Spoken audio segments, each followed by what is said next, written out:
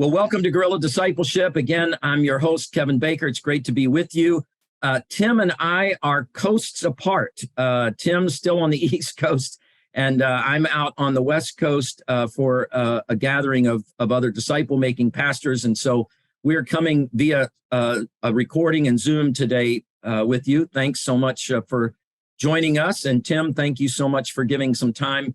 We have a 3-hour difference, so trying to figure out how to get all that together. So we've been walking through the 7 sales of disciple making. We've been talking about what it looks like to create a movement. We've said that we've got to be focused on God's word. We focus on that primarily by reading it, obeying it, and sharing it. Then we talked about multiplying prayer. That means my prayer life is constantly increasing, and I'm getting others around me to increase their prayer time. Prayer is the secret sauce of movements. Prayer goes before everything that we do. Without prayer, all of our efforts are really meaningless. And so we need to continue to multiply prayer. Then we also talked about casting vision. And we talked about how we're casting vision to believers, but what do we, how do we do that? And we talked about a variety of ways to do that. Then last week, we talked about training believers and how do we actually train believers to feel like they're ready to be used of God, to be a disciple maker in the world, to be ready for spiritual conversations, to be spiritually obvious, not to be obnoxious. Today, we're going to talk about going out among people of the world, or as we say sometimes, going out among the lost, that is, people that are far from God.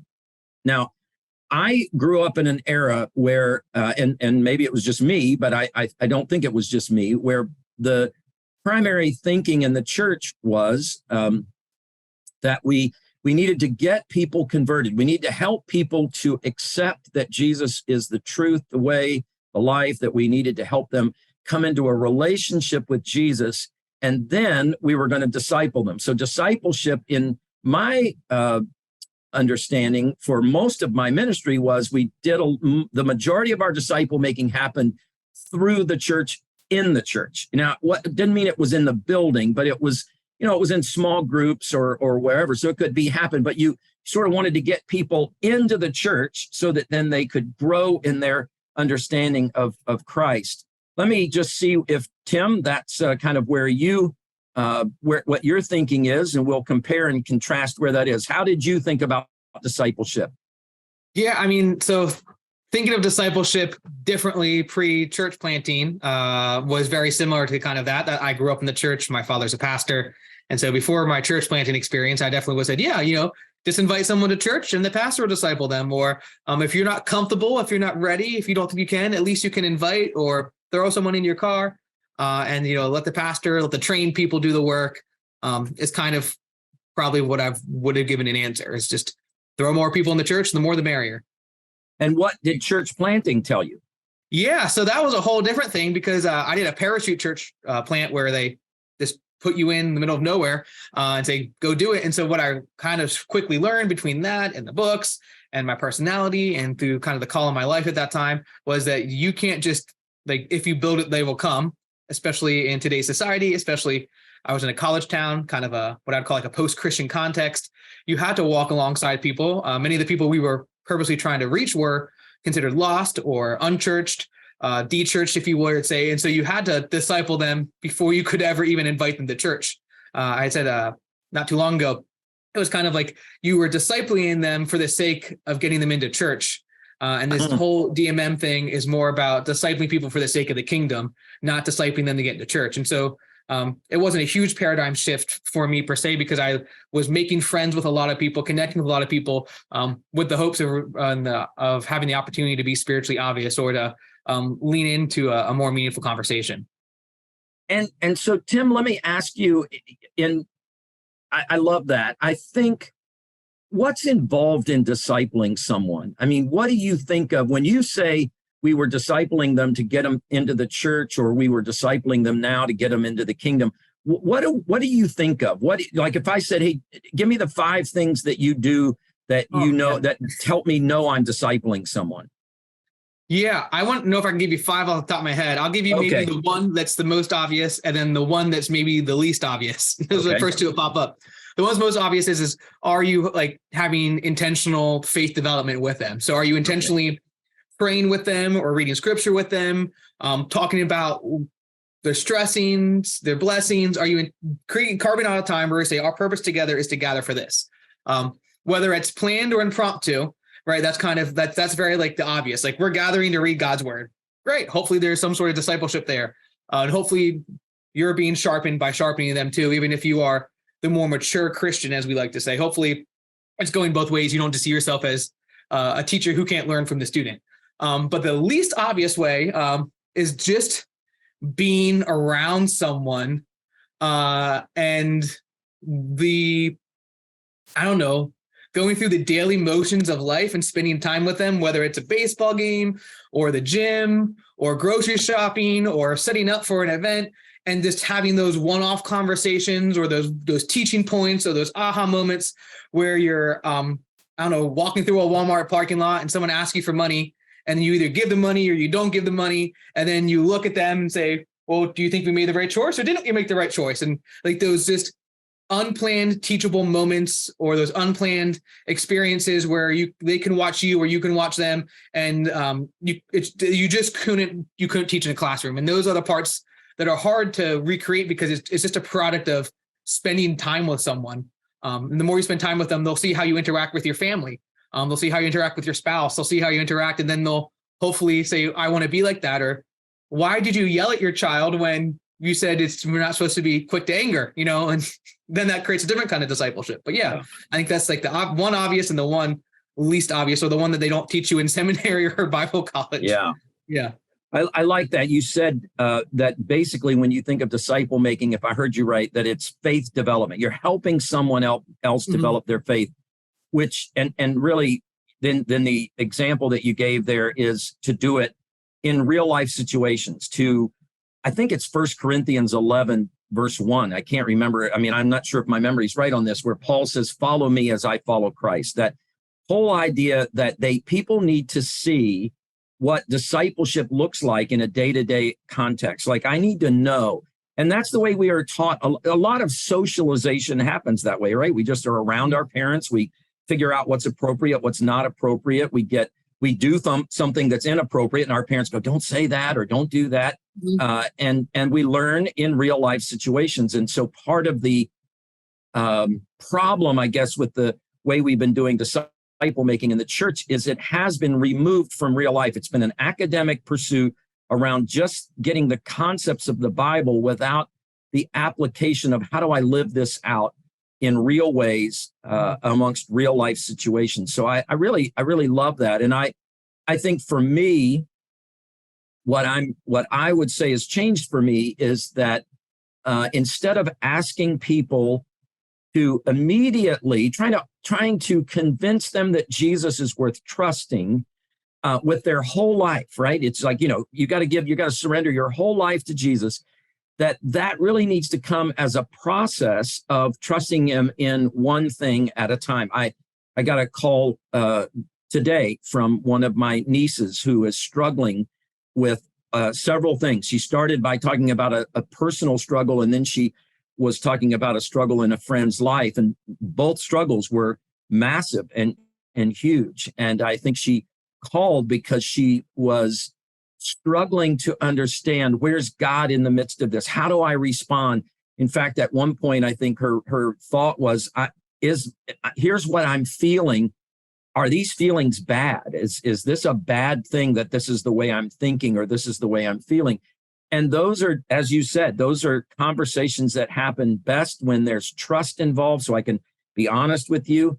But they happen a lot of times along the way of life, along the way of going shopping or walking, taking a walk or whatever. And so that's good. So what we're trying to do as we train people is to get people to be, and that's why we want them to be spiritually obvious, is because if you hide your spirituality, then you can do everything that Tim said. You can spend time with people, but they never see how you interact. I mean, they see how you interact, but they never have any context for why you're doing what you're doing, why you Yeah. chose to do that. So we've got to be a little bit more, in fact, we have to be a lot more spiritually obvious and even be bold in creating spiritual conversations. I loved what you said there.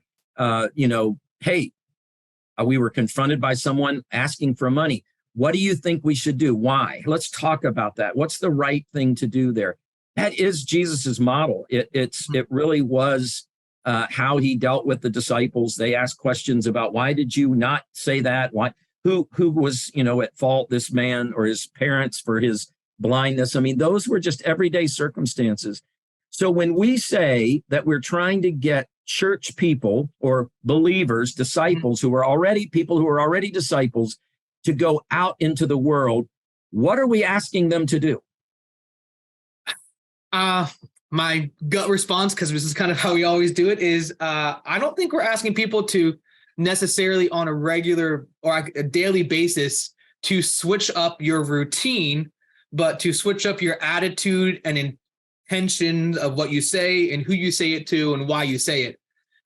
So if you're someone who, I don't know, goes to the dentist every 6 months, or I don't know, that's not a good one, right? You're someone who maybe goes to the barber every month, right? Are you continuing to build upon the relationship you've already built with your barber once a month?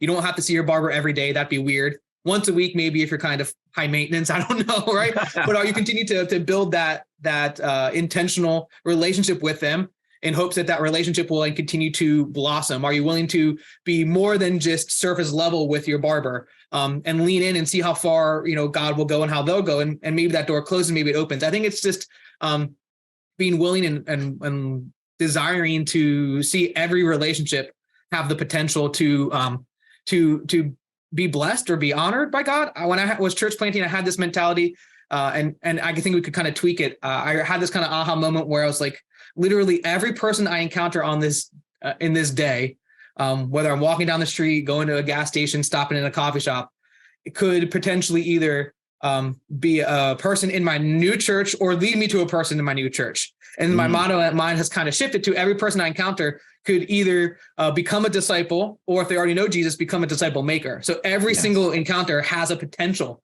And it's kind of like that seed, that like little DNA. You don't know whether that little seed's going to grow into a giant like mustard bush, or it's going to be like a little tiny, like, I don't know, peony or marigold, right? And so you just continue to plant every little seed that you see in everyone, and see what seed grows in your time frame and in your care, and just, I don't know, see the potential in everyone, and not waste any opportunity. And I'm not saying you have to like pray with everyone or tell everyone Jesus loves them when you encounter them, but you still have to still be obvious, and I think doing it over time is more beneficial than these just one-offs. So I don't know, maybe that's just my first instinct.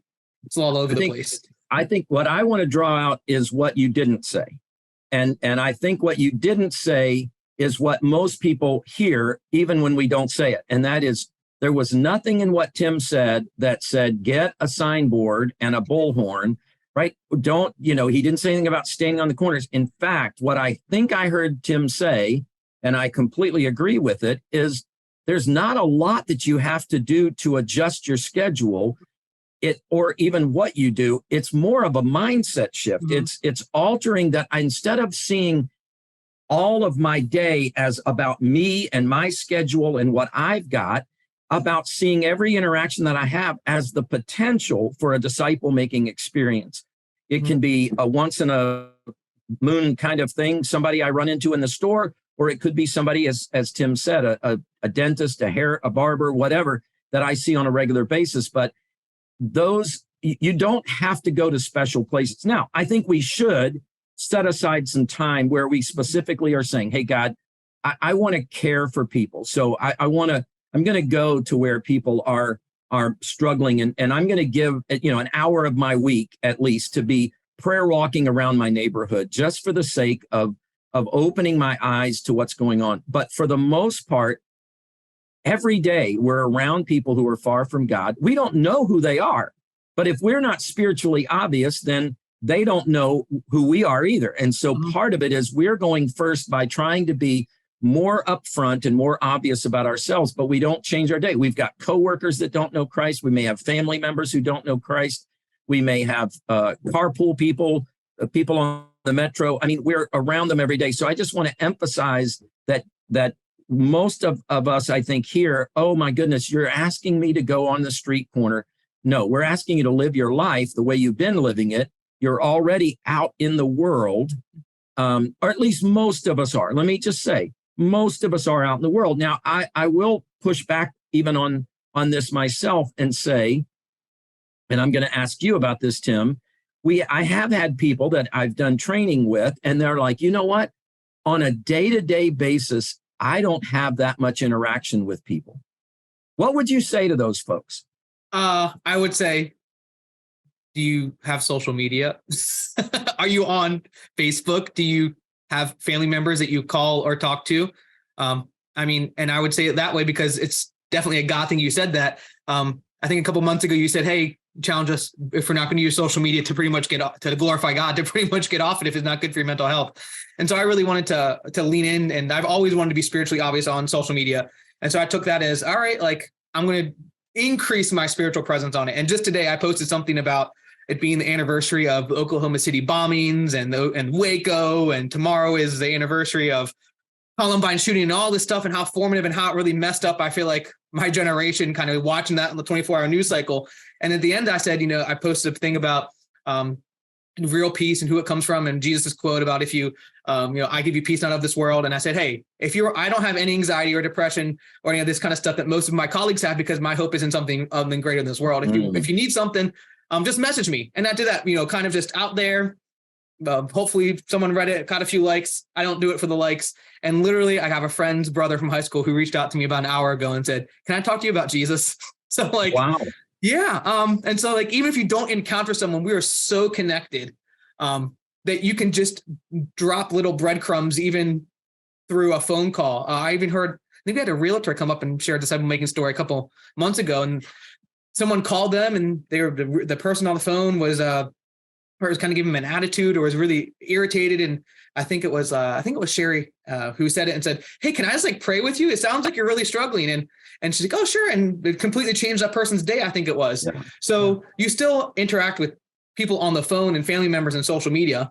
And if not, you always can. So I would say you might not be out physically, but we're not in 2023. We're no longer have this excuse of being, disconnected. We all, even grandparents, know how to use Zoom and FaceTime and WeChat and things like that. People even in sub-Saharan Africa are messaging Oakdale through these things. So it's not like it's like that's a barrier anymore. So that's good. I love that. So it's not just the interactions that we have. If you're working from home or you're a stay-at-home mom, your interactions are maybe more limited. But as Tim said, are you on social media?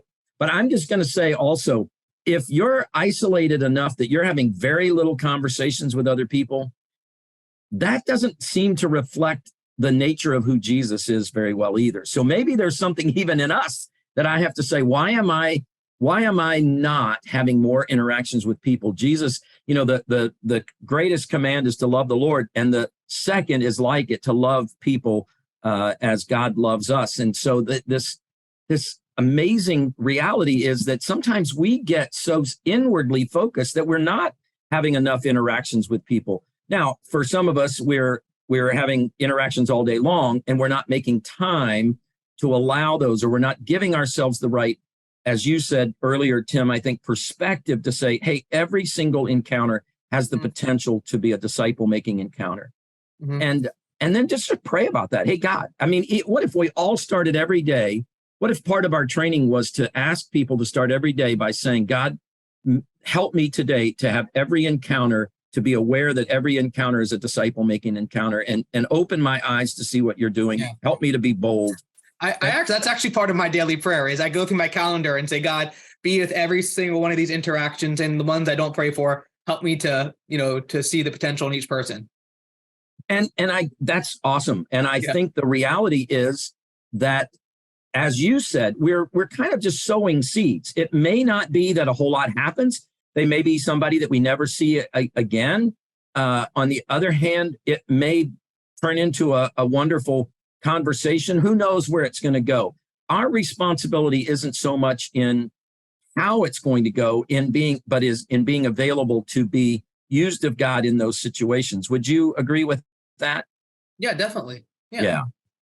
So next week when we get together, Tim and I are going to talk about what is it that let's say that someone, and we're not going to answer this today. I just want to kind of whet your appetite for it. So we've talked about after we have trained people to be spiritually obvious, to figure out how to move conversations from casual to meaningful to spiritual, to offer prayer as a way to open doors, all of those things. We've now said, hey, begin to see everybody in your day. In other words, just see yourself as a sent person. Mm-hmm. See yourself that every day you're not in the world trying to earn a living only. You're a sent person by the power of God's Spirit and the love of God that's been revealed to us in Christ. You're a sent person into the world to be a disciple maker in every ordinary conversation. But what we're going to talk about next week is, let's say that someone really latches onto you, like what just happened with Tim today, where he used social media and then someone said, hey, can you talk with me about Jesus? Next week, Tim and I are going to give you an answer as to, or we're going to talk a little bit more about, what do you do next? What's the next step with someone who's like, I'm interested, help me, I want to talk more. That's where we're going to go. And Tim is probably going to have already had a chance to talk with his best friend's brother, or whoever this was, friend's brother. I call anyone who I met a good friend. So it's a friend from high school's brother, but I know him well. So okay, so we're going to find out how that goes. We'll ask Tim, if I can remember, what exactly he did, what were the next steps. But we want to talk about next steps, because I can guarantee you this: God has commanded us to be disciple makers.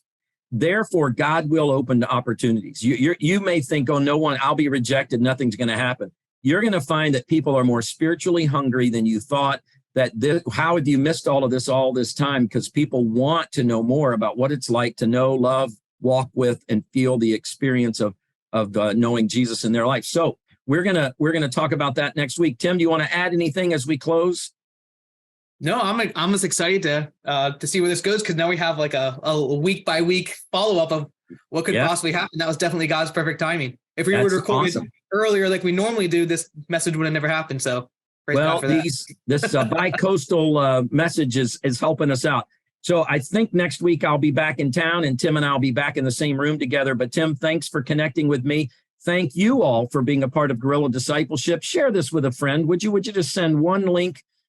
Send a link, this link to someone, and who knows, maybe that's the only thing God's asking you to do right now, is to just link someone else into, if this is helping you. If it's not helping you, then obviously I wouldn't say send it to anyone. But if you're finding this helpful, interesting, invigorating in your own thinking, then please send this on.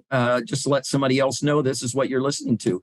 As always, you can reach out to Tim and I for resources, help, or if you have questions, tparker@oakdale.church for Tim, kbaker@oakdale.church for me. Thank you for being here. God bless you. And we'll see you next week with some great stories from what's going on through Tim and his friend's brother. God bless you all.